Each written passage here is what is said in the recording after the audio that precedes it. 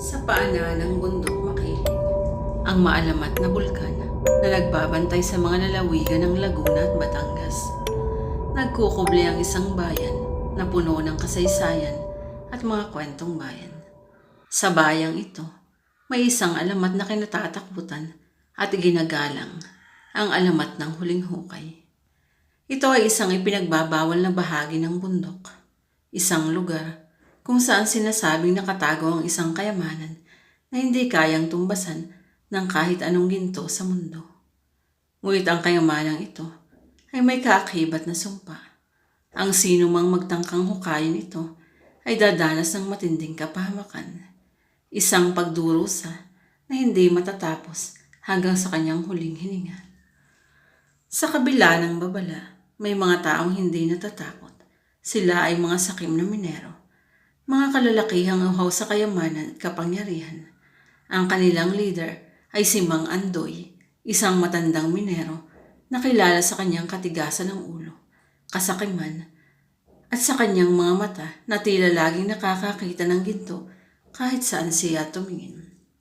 Hindi ako naniniwala sa mga alamat, ang wika ni Mang Andoy habang kinakalabit ang kanyang lumang sombrero. Ang mahalaga ay ang kayamanan na naghihintay sa atin. Kung tayo ay magtatrabaho ng mabuti, siguradong yayaman tayo. At kapag nangyari yun, hindi na natin kailangang maghirap pa. Kaya naman, ginamit ni Mang Andoy ang kanyang karisma at ang pangako ng walang hanggang kayamanan upang kumbinsihin ang kanyang mga kasamahan na magmina sa huling hukay. Sa una nag-aalinlangan ng mga ito, alam nila ang tungkol sa sumpa at natatakot sila sa maaaring mangyari.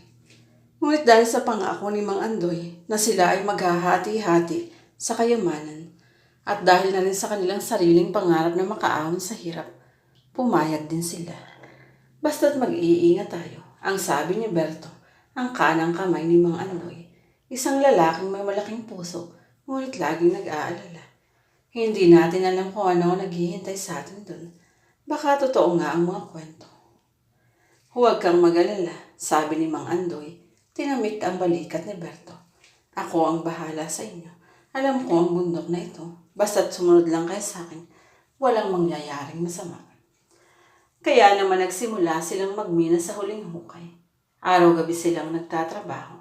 Walang tigil sa paghuhukay. Ang mga tunog ng kanilang mga piko at pala ay umalingaw-ngaw sa loob ng bundok. Tila sumasagot sa mga bulong ng mga espiritu na naninirahan doon. Kahit na nahihirapan na sila, hindi sila sumuko. Ang nasa isip lamang nila ay ang kayamanan na naghihintay sa kanila, ang pangako ng isang mas magandang buhay. Ngunit habang tumatagal, nagsimula nang mangyari ang mga kakaibang bagay. May mga naririnig silang kaluskos at bulungan sa loob ng minahan. Mga tinig na tila nagmumula sa kailaliman ng lupa. May mga nagpapakitang anino sa kanilang paligid. Mga figura na sumasayaw sa dilim at nagdudulot ng takot sa kanilang mga puso. At mayroon silang mga bangungot na hindi nila maintindihan. Mga panaginip na puno ng dugo, kamatayan, at mga mukha ng mga taong hindi nila kilala. Mang Andoy, may mali dito, sabi ni Berto. Ang kanyang boses ay nanginginig sa takot. Parang may nagbabantay sa atin. Hindi ko gustong nararamdaman ko. Huwag kang mag-isip ng kung ano-ano, sabi ni Mang Andoy. Sinusubukang itago ang kanyang sariling pagkabahala. Guni-guni mo lang iyon. Pagod ka lang. Magtrabaho na lang tayo at kalimutan ang mga kalokohang iyan. Ngunit hindi nagtagal, nagsimula ng magkasakit ang mga minero. Sila ay nanghihina, nagkakaroon ng lagnat at sumusuka ng dugo. Ang kanilang mga katawan ay unti-unting nanghihina at ang kanilang mga mata ay nawawalan ng buhay. Isa-isa silang namatay, biktima ng isang sakit na hindi nila maintindihan. Mga Andoy, anong gagawin natin? Tanong ni Berto na natatakot na. Mamamatay na tayong lahat. Sabi ko na sa inyo, dapat hindi na tayo nagmina dito. Huwag kang mag-alala, sabi ni Mang Andoy. Sinusubukang magpakatatag. Malapit na nating makuha ang kayamanan. Kailangan lang nating magtiis. Kapag nakuha na natin ang ginto, makakakuha tayo ng gamot at gagaling tayong lahat. Ngunit hindi na nakayanan ni Berto. Hindi niya kasi siyang tiisin ng takot. ang sakit at ang pagkawala ng kanyang mga kaibigan. Lumabas siya sa minhan at tumakbo palayo. Hindi na lumingon pa. Hindi na siya bumalik. Si Mang Andoy na lamang natira sa huling hukay. Ngunit hindi siya sumuko. Ang kanyang kasakiman ay mas malakas kaysa sa kanyang takot. Patuloy pa rin siyang nagmina. Umaasang makukuha niya ang kayamanan at mapapatunayan niya na mali ang lahat ng naniniwala sa sumpa. Isang araw habang siya naghuhukay, biglang may natuklasan siya. Ito ay isang malaking kaba na gawa sa ginto. Pinalamutian ng mga kakaibang simbolo at mga figura ng mga hayop na hindi niya kilala. Sa wakas, ang wika ni Mang Andoy, ang kanyang boses ay puno ng tagumpay. Nakuha ko na rin ang kayamanan. Sinabi ko na sa inyo, hindi ako mabibigo. Pinuksan niya ang kaban at namanghasya sa kanyang nakita. Ang kaban ay puno ng gintong barya, alahas at mga brilyante. Ang mga ito ay kumikinang sa dilim, tila nagbibigay ng liwanag sa kanyang madilim na mundo. Ang yaman-yaman ko na. Wika ni Mang Andoy, ang kanyang mga mata ay puno ng kasakiman. Wala na akong problema sa buhay. Makakabili na ako ng kahit anong gusto ko.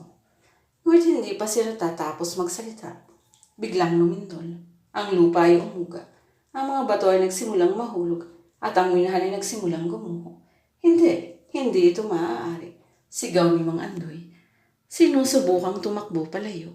Ngunit huli na ang lahat. Natabunan siya ng mga bato at ang kanyang huling sigaw ay nawala sa ingay ng pagguho. Nang matapos ang lindol, wala nang bakas ng huling hukay. Ang minahan ay tuluyan ng gumuho at walang nakaligtas. Ang kayamanan ay natili sa ilalim ng lupa, naghihintay ng susunod na biktima ng sumpa. Ngunit ang alamat ng huling hukay ay patuloy pa rin kinukwento sa bayan. Sinasabi nila na ang kayamanan ay sinumpa at ang sino mang magtangkang kunin ito ay dadanas ng matinding kahapahamakan. Ang mga kaluluwa ng mga minero na namatay sa minhan ay patuloy na nagbabantay sa kayamanan, handang parusahan ang sino mang lalabag sa kanilang teritoryo. Sa paglipas ng ilang taon, may isang grupo ng mga arkeologo na nagpunta sa bundok Makiling upang mag-aral. Sila ay mga siyentipiko na interesado sa kasaysayan at kultura ng rehiyon. Hindi sila naniniwala sa mga alamat at mga kwentong bayan. Ang gusto lamang nila ay maghanap ng katotohanan. Natuklasan nila ang isang lihim na lagusan patungo sa ilalim ng bundok. Sa kanilang pagtataka, nakita nila ang isang malaking kuweba. Ang kuweba ay puno ng mga kakaibang bagay. Mga bagay na hindi nila maintindihan. Sa loob ng kuweba, nakita nila ang mga labi ng isang sinaunang sibilisasyon. Natuklasan nila ang mga taong iyon ay mayaman, makapangyarihan, at may mataas na antas ng kaalaman. Sila ay may mga teknolohiya na hindi pa natin kayang gawin ngayon. Ngunit sila ay naglaho dahil sa isang malaking sakuna, isang pangyayari na nagpabago sa buong mundo. Ayon sa kanilang pag-aaral, ang huling hukay ay hindi isang kayamanan, kundi isang libingan. Ang mga gintong barya, alahas at mga brilyante ay hindi mga bagay na pampayaman, kundi mga alay sa mga patay. Ang mga ito ay nilagay doon upang bigyan ng kapayapaan at proteksyon ang mga kaluluwa ng mga namatay. Ang sumpa ay hindi gawa-gawa lamang, kundi isang proteksyon. Ito ay isang mekanismo na ginawa ng mga sinaunang tao upang hindi gambalain ang kanilang mga libingan. Ang mga sakit, ang mga anino at ang mga lindol ay mga epekto ng teknolohiyang ginamit upang protektahan ang libingan. Nalaman din nila na si Mang Andoy at ang kanyang mga kasamahan ay hindi lamang mga sakim na manero, kundi mga inapo ng mga sinaunang taong ito. Sila ay pinili upang bantayan ang libingan at protektahan ng kayamanan. Ngunit dahil sa kanilang kasakiman, nilabag nila ang kanilang tungkulin at dinanas ang sumpa. Ang kanilang pagdurusa ay hindi lamang isang parusa, kundi isang paglilingkod.